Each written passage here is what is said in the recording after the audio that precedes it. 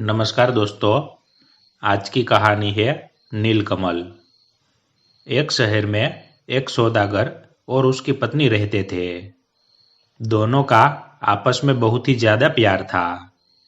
एक बार जब सौदागर व्यापार करने के लिए चला तो उसकी पत्नी ने कहा, आप जब बाहर रहोगे तो आपके हालचाल का मुझे कैसे पता चलेगा। सौदागर ने अपनी पत्नी को एक चाकू देते हुए कहा, जितना समय ये चाकू ऐसे चमकता रहेगा तो समझ लेना मैं ठीक ठाक हूँ। अगर इस चाकू का रंग काला पड़ जाए तो समझ लेना मैं बीमार हूँ।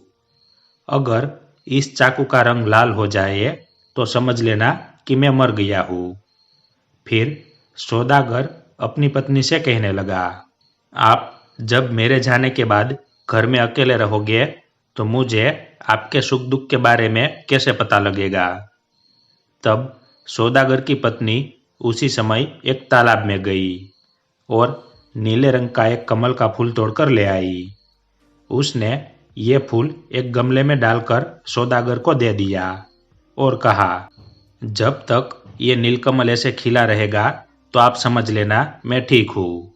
अगर ये मुरझा जाए तो समझ लेना मैं मुसीबत में हूँ। सौदागर बहुत सारे हीरे मोती और ढेर सारा सामान लेकर व्यापार करने के लिए दूसरे देश में गया। वहां के राजा को हीरे मोती बेचे। जब राजा हीरे मोती देख रहा था तब उसकी नज़र नीलकमल के फूल पर पड़ी। वो फूल बहुत खूबसूरत और ताज़ा था। राजा हैरान रह गया कि कमल बिना पानी के गमले में कैसे ताज़ा रह सकता है।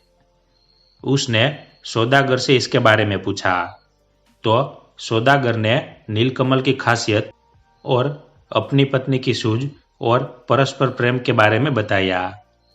राजा ने सोचा कि सौदागर की पत्नी बड़ी सुंदर और गुणवान स्त्री होगी, जिसकी शक्ति के कारण कमल की सुंदरता और ताजगी लगातार कायम है। राजा के मन में सौदागर की पत्नी को मिलकर देखने की इच्छा जाग पड़ी।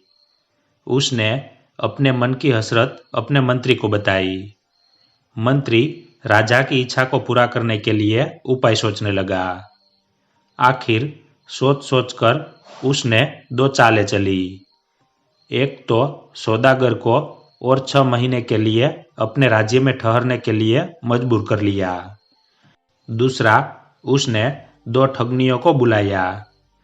ठगनियां कहने लगी कि वो सौदागर की पत्नी को यहाँ ही ले आएगी। उनके पास तो आसमान के तारे तोड़ देने की शक्ति है। उन दोनों ठगनियों ने योजना के मुताबिक गेरुए रंग के कपड़े पहने और सौदागर के शहर की ओर चल पड़ी। सौदागर के घर पहुंचकर एक ठगनी उसकी पत्नी को कहने लगी, पुत्री, मैं तेरी नानी की बहन हूँ, इसलिए तेरी भी नानी हुई और ये मेरी पड़ोसन है। उसने दूसरी ठगनी की ओर इशारा करते हुए कहा। सौदागर की पत्नी बहुत चालाक थी। उसने कहा, मैंने तो आपको कभी भी नहीं देखा है। ठगनी बोली, पुत्री, तू उस समय बहुत छोटी थी जब हम दोनों तीर्थ करने के लिए चली गई थी, परंतु आपने इतनी जल्दी मुझे पहचान कैसे लिया।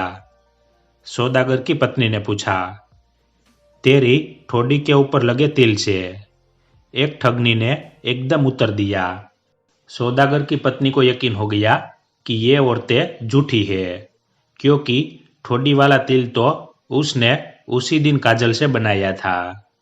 वो ठगनियों से कहने लगी, बड़ी मेहरबानी जो आपने दर्शन दिए।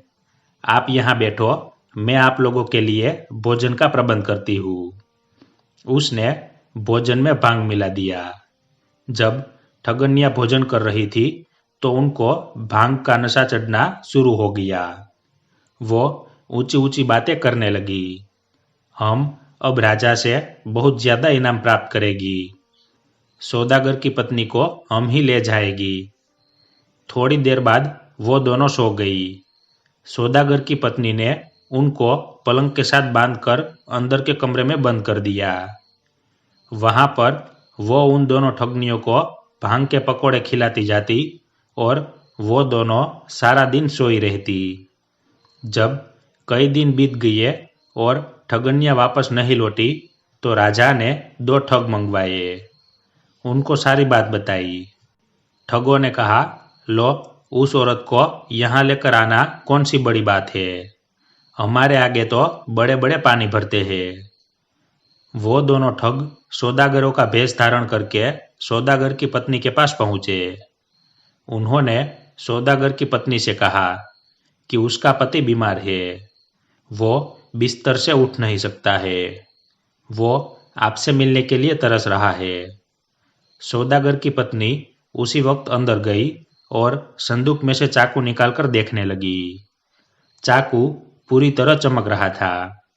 वो समझ गई कि ये दोनों आदमी ठग है। उसने बाहर आकर ठगों से कहा, आप लोग थके होंगे, कुछ खा पी ले, तब तक मैं तैयार भी हो जाऊंगी।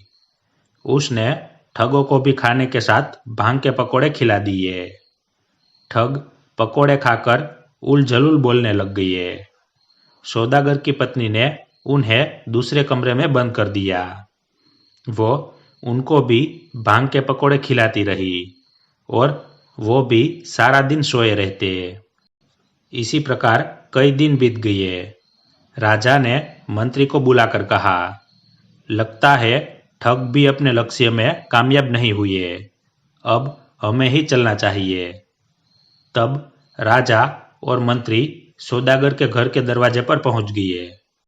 उन्होंने दरवाजा खटखटाया तो सौदागर की पत्नी बाहर आई। मंत्री ने कहा कि उनको सौदागर की पत्नी से मिलना है। सौदागर की पत्नी कुछ सोचकर बोली, मैं तो उनकी दासी हूँ, आप पहले बैठो और भोजन ग्रहण करो, फिर आप मालकिन से मिल लेना। इसके बाद वो उनको रोटी खिलाने लग गई। जब वो पानी, सब्जी या रोटी लेकर आती तो भेष बदल बदल कर आती। राजा और मंत्री यही समझे जा रहे थे कि सौदागर की पत्नी की कई दासियां हैं और इनकी शक्लें आपस में मिलती है। जब सौदागर की पत्नी दासी के रूप में तीसरी बार आई तो मंत्री ने पूछ ही लिया, आप सभी की शक्लें बहुत मिलती है। सौदागर की पत्नी कहने लगी, हम 3 बहनें सौदागर की पत्नी की दासियां हैं। मंत्री कहने लगा, अगर तू हमारा एक काम करवा दे तो तुझे हम बहुत सारा इनाम देंगे।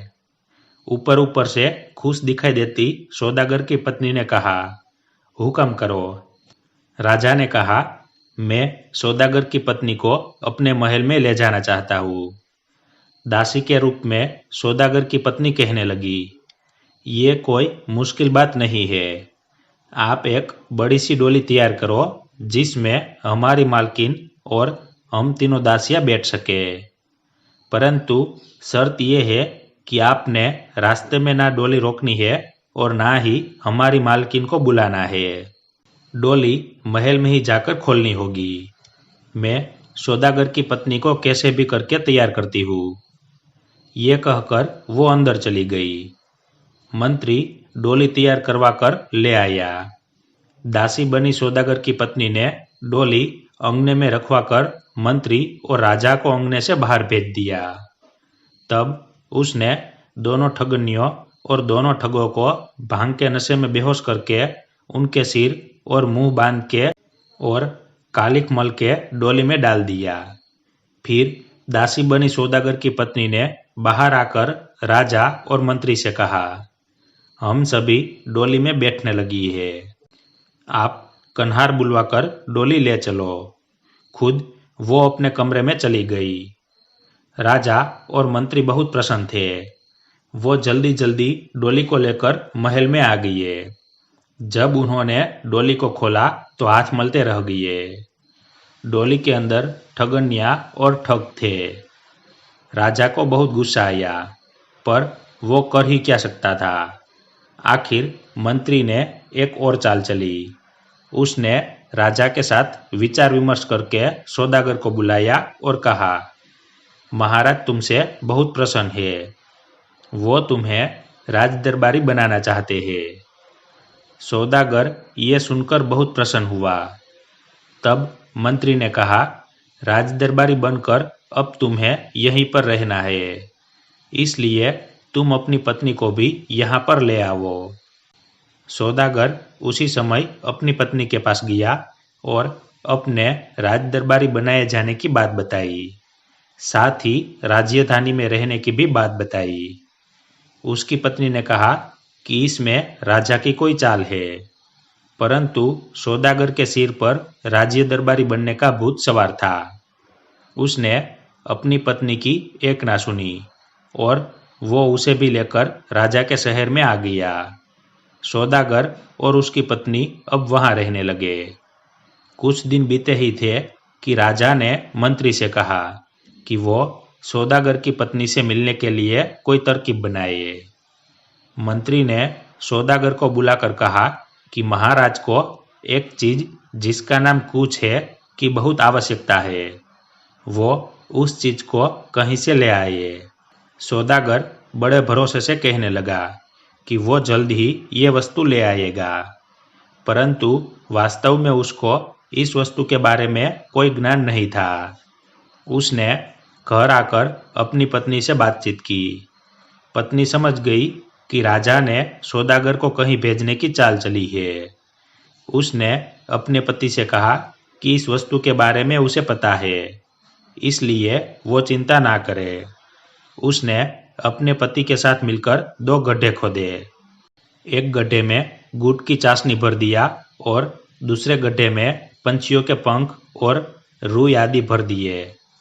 फिर उसने अपने पति से कहा, अब आप बाहर सभी को बता दो कि आप किसी और देश में कुछ लेने के लिए जा रहे हो। सारा दिन आप जंगल में रह लेना और रात को घर में आकर सो जाया करना। पहले ही दिन राजा को नौकर चाकरों से पता चल गया कि सौदागर किसी दूसरे देश के लिए रवाना हो चुका है। रात को राजा सौदागर के घर जा पहुंचा और उसकी पत्नी से कहने लगा कि वो उसका हालचाल पूछने के लिए आया है। सौदागर की पत्नी ने ऊपर से बहुत खुशी जाहिर की। वो राजा को पानी आदि पिलाने लगी। इतने में सौदागर ने दरवाजा खटकाया। सौदागर की पत्नी ने पूछा कि वो वापस क्यों आ गया है, तो उसने जवाब दिया कि वो अपनी तलवार घर में भूल गया था, उसे लेने आया है। जब सौदागर की पत्नी दरवाजा खोलने लगी तब राजा ने कहा, मुझे कहीं छुपा दो, नहीं तो मेरी बड़ी बदनामी होगी। सौदागर की पत्नी ने उसे चाशनी वाले गड्ढे में छुपने के लिए कहा। जब राजा चाशनी वाले गड्ढे में छुपा तो चाशनी उसके शरीर में चिपक गई, तो वो घबराकर बाहर आ गया। सौदागर की पत्नी ने फिर उसे पंखों वाले गड्ढे में धकेल दिया और साथ ही उसने दरवाजा खोल दिया। सौदागर को उसकी पत्नी ने बताया, अब आपको बाहर जाने की आवश्यकता नहीं है, मैंने कुछ पकड़ लिया है। दोनों ने पंखों वाले गड्ढे में से राजा को बाहर निकाला। राजा के सारे शरीर पर पंख चिपक गए थे, उसको पहचानना मुश्किल था। सौदागर ने भी उसे नहीं पहचाना। राजा डर के मारे कुछ बोल नहीं सका। सौदागर की पत्नी ने राजा के गले में रस्सी डालकर कहा कि इसे मंत्री के हवाले कराओ। सौदागर राजा को मंत्री के पास ले गया और कहा, ये अपना कुछ ले लो, अब ये आपकी जिम्मेदारी है। जब सौदागर घर आ गया तो राजा ऊंची ऊंची रोने लग पड़ा। मंत्री ने राजा को पहचान लिया।